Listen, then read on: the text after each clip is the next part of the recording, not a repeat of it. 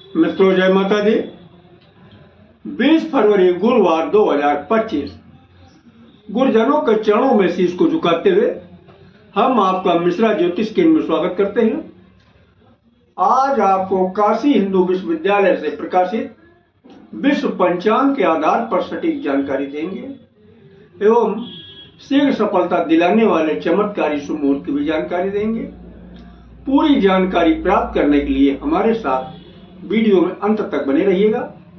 अभी तक आपने हमारा चैनल सब्सक्राइब नहीं किया है तो प्लीज वीडियो शुरू करने के पहले मिश्रा ज्योतिष केंद्र को सब्सक्राइब अवश्य कर लीजिएगा और बेल आइकन की घंटी बजा दीजिए, क्योंकि आपका एक सब्सक्राइब हमारे लिए महत्वपूर्ण है। हम आप लोगों को बधाई देते हैं जिनका कि आज जन्मदिन है। हम आप लोगों को हार्दिक शुभकामनाएं दे रहे हैं जिनकी कि आज मैरिज एनिवर्सरी है। हम आप लोगों को यानी जो इस वीडियो को देख रहे हैं इनकी दिक्कत परेशानी दूर हो, माता रानी से विनती करते हैं। 20 फरवरी गुरुवार 2025 आज का पंचांग श्री सुसंवत 2081, शक संवत 1946, शुरू उत्तरायण, शिशिर ऋतु, फाल्गुन मास, कृष्ण पक्ष, अष्टमी तिथि आज भी है और कल भी रहेगी। विशाखा नक्षत्र दिन में 10:09 तक रहेगा, तदुपरांत अनुराधा नक्षत्र आरंभ हो जाएगा। ध्रुव योग दिन में 8:42 तक रहेंगे, तदुपरांत व्याघात योग आरंभ होगा। बालोकरण शाम को 6:58 तक रहेंगे। कौलोकरण आज भी है और कल भी रहेंगे। चंद्रमा वृश्चिक राशि में आज के जन्मे हुए सभी बच्चे वृश्चिक राशि के होंगे। चंद्रवास उत्तर दिशा यानी सम्मुख चंद्रमा जो होता है आपके लिए लाभदायक होता है। तो आज चंद्रमा उत्तर दिशा में है। उत्तर दिशा की यात्रा आपके लिए धनदायक है, लाभदायक है। सूर्योदय प्रातः 6:21 पर होगा। सूर्यास्त शाम को 5:39 पर है। चंद्रोदय 12:47 पर है। दिशा शुल दक्षिण दिशा। आज दक्षिण दिशा की यात्रा आपके लिए उचित नहीं है। दक्षिण दिशा की यात्रा जरूरी है तो आप जीरा खाकर यात्रा आरंभ करें तो सफलता के योग बन जाते हैं। ब्रह्म मुहूर्त का समय प्रातः 4:45 से आरंभ होगा। अभिजित मुहूर्त का समय 11:36 से यानी दिन में 11:36 से 12:25 तक रहेगा। अभिजित मुहूर्त में जो भी कार्य किए जाते हैं उनमें सफलता जरूर मिलती है। गोधूल मुहूर्त शाम को 5:27 से 5:51 तक रहेगा। गोधूल मुहूर्त में सोना और घर में झाड़ू लगाना दोनों चीज अशुभ माना जाता है। ऐसा माना जाता है ये दो कार्य करने वाले का साथ लक्ष्मी साथ छोड़ के चली जाती है। राहु काल दिन में 1:30 से 3 बजे तक, गुलिक काल प्रातः 9 बजे से 10:30 बजे तक, यमगंड काल प्रातः 6 बजे से 7:30 बजे तक। किसी भी शुभ काम की शुरुआत अथवा यात्रा का आरंभ राहु काल में न करें, क्योंकि जो भी शुभ काम राहु काल में किए जाते हैं, ये यात्रा राहु काल में की जाती है तो कदम कदम पे दिक्कत और परेशानी उठाना पड़ता है, यहाँ तक कि असफलता आपको हाथ लगती है। तो अगर आपको कोई शुभ काम करना है या यात्रा का आरंभ करना है, ये दोनों ही काम अगर आप गुलिक काल में शुरू करते हैं या फिर हमारे बताए गए शीघ्र सफलता दिलाने वाले चमत्कारी शुभ मुहूर्त में करते हैं तो आप यकीन करिएगा आपको बहुत जल्दी सफलता हासिल होगी। सर्वार्थ सिद्धि योग दिन में 10:09 के उत्तरार्ध में लगेगी। सर्वार्थ सिद्धि योग में भी जो काम किए जाते हैं उसमें भी सफलता हासिल होती है। अब हम आपको दिन गुरुवार के शीघ्र सफलता दिलाने वाले चमत्कारी शुभ मुहूर्त की जानकारी दे रहे हैं। देखिए, गुरुवार दिन की शुरुआत अमृत काल से हो रही है और अमृत काल का बाल शुरू हो रहा है प्रातः 6 बजे से और 6:36 तक रहेगा। प्रत्येक कार्य के लिए शुभ समय है। युवा 6:36 से आरंभ होकर 7:12 तक रहेगा। किसी भी कार्य के लिए शुभ अनुकूल समय है। प्रौढ़ 7:12 से आरंभ होकर 7:48 तक चलेगा। किसी भी कार्य के लिए सामान्य शुभ समय है। वृद्ध 7:48 से आरंभ होकर 8:24 तक चलेगा। किसी भी कार्य के लिए साधारण अनुकूल समय। आगे फिर अमृत काल रिपीट किया। अमृत काल का बाल शुरू हो रहा 10:48 से 11:24 तक चलेगा। प्रत्येक कार्य के लिए शुभ समय है। सुबह 11:24 से आरंभ होकर 12 बजे तक चलेगा। किसी भी कार्य के लिए सुबह अनुकूल समय है। प्रौढ़ 12 बजे शुरू होकर 12:36 तक चलेगा। किसी भी कार्य के लिए समान शुभ समय है। और वृद्ध 12:36 से आरंभ होकर 1:12 तक चलेगा। किसी भी कार्य के लिए साधारण अनुकूल समय है। फिर अमृत काल रिपीट किया।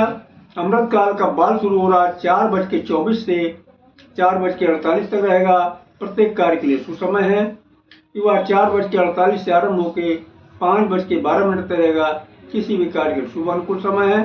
प्रौढ़ 5:12 से आरंभ होकर 5:36 तक रहेगा। किसी भी कार्य के लिए समान शुभ समय है। फिर 5:36 से आरंभ होकर 6 बजे तक चलेगा। किसी भी कार्य के लिए साधारण अनुकूल समय। ये रहे दिन गुरुवार के शुभ मुहूर्त की जानकारी। अब हम आपको रात्रि गुरुवार के शुभ मुहूर्त की जानकारी दे रहे हैं। गुरुवार रात की शुरुआत महन काल से हो रही। महन काल का बाल शुरू हो रहा 7:36 से 8 बजे तक चलेगा। किसी भी कार्य के लिए समानता अनुकूल समय।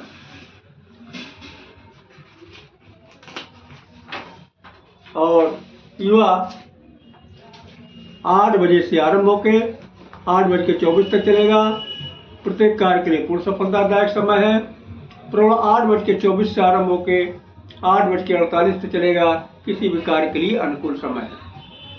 वृद्ध 8:48 से शुरू होकर 9:12 तक चलेगा। प्रत्येक कार्य के लिए समान अनुकूल समय है। आगे अमृत काल रिपीट किया। अमृत काल का बाल शुरू हो रहा 9:12 से 9:24 तक चलेगा। प्रत्येक कार्य के लिए सुसमय है। युवा 9:24 से आरंभ होकर 9:36 तक चलेगा। किसी भी कार्य के लिए शुभ अनुकूल समय है। प्रौढ़ 9:36 से आरंभ होकर 9:48 तक चलेगा। किसी भी कार्य के लिए समान शुभ समय है। फिर 9:48 से आरंभ होकर 10 बजे तक चलेगा। किसी भी कार्य के लिए साधारण अनुकूल समय। आगे फिर अमृत काल रिपीट किया। अमृत काल का बाल शुरू हो रहा 1:12 से 1:36 तक रहेगा। प्रत्येक कार्य के लिए सुसमय है। युवा 1:36 से आरंभ होकर 2 बजे तक चलेगा। किसी भी कार्य के लिए शुभ अनुकूल समय है। प्रौढ़ 2 बजे शुरू होकर 2:24 तक चलेगा। किसी भी कार्य के लिए समान शुभ समय है। वृद्ध 2:24 से शुरू होकर 2:48 तक चलेगा। किसी भी कार्य के लिए साधारण अनुकूल समय है। आगे फिर अमृत काल रिपीट किया। अमृत काल का बाल शुरू हो रहा 4:24 से 4:48 तक रहेगा। प्रत्येक कार्य के लिए सुसमय है। युवा 4:48 से आरंभ होकर 5:12 तक चलेगा। किसी भी कार्य के लिए शुभ अनुकूल समय है। प्रौढ़ 5:12 शुरू होकर 5:36 तक रहेगा। किसी भी कार्य के लिए समान सुसमय है। फिर 5:36 शुरू होकर 6 बजे तक चलेगा। किसी भी कार्य के लिए साधारण अनुकूल समय। तो ये रहे चमत्कारी सफलता दिलाने वाले शुभ मुहूर्त की जानकारी। अब हम आपको इसकी बेसिक बता देना उचित समझते हैं। देखिए, इस विधि की खोज करने वाले महाराज विक्रमादित्य के समय में एक बहुत बड़े ज्योतिषाचार्य हुआ करते थे, जिनका नाम था श्री बराह मिहिर जी। ये बराह मिहिर जी की खोज है। इन्होंने दिन की शुरुआत प्रातः 6 बजे से मानी है। इसी तरीके से रात की शुरुआत शाम 6 बजे से मानी। इन्होंने यहाँ पर एक शब्द का इस्तेमाल बार बार किया है, महन काल और युवा काल। महन काल और अमृत काल। ये महन काल और अमृत काल है क्या? देखिए, महन काल एक शुभ मुहूर्त है। इसी तरीके से अमृत काल भी शुभ मुहूर्त है। अमृत काल और महन काल में जो है प्राथमिकता इन्होंने महन काल को दिया है। इसके बाद का दर्जा अमृत काल को दिया है। तो आप चाहे आप जो है महंत काल में काम शुरू करते हैं तो यकीन करिएगा आपको निश्चित कामयाबी मिलेगी। अब एक शब्द इस्तेमाल और किया इन्होंने, बाल युवा प्रौढ़ वृद्धि। क्या देखिए, समय को इन्होंने 4 भागों में बांट दिया, बाल युवा प्रौढ़ वृद्ध। आपको आसानी समझ में आ जाए इसके लिए हम एक उदाहरण दे रहे हैं। जब आपने जन्म लिया तब आपको बचपना था, जब उम्र बढ़ी तब आप जवान हो गए, बचपना खत्म हो गया, ठीक है ना।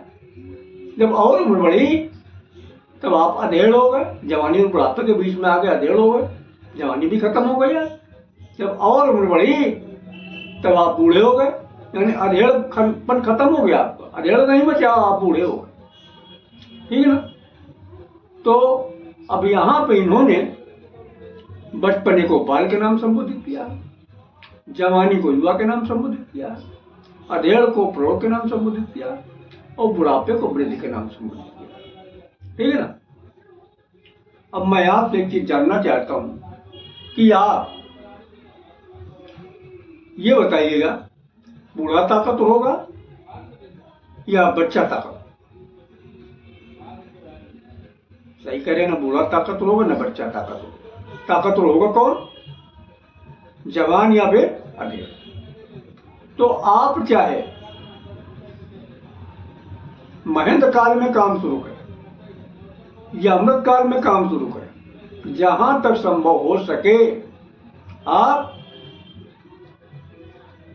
प्रौढ़ा या युवा में काम शुरू करते हैं तो यकीन करिएगा आपको बहुत जल्दी कामयाबी हासिल हो। इन्हीं कारणों पर अगर आपको प्रौढ़ा और युवा का समय नहीं मिल रहा है तब आप बाल और वृद्ध का भी इस्तेमाल कर सकते हैं, कामयाब तब भी होंगे। लेकिन लगा हुआ देर में कामयाबी मिलेगी, क्योंकि बाल और वृद्ध के पास ताकत कम होती है।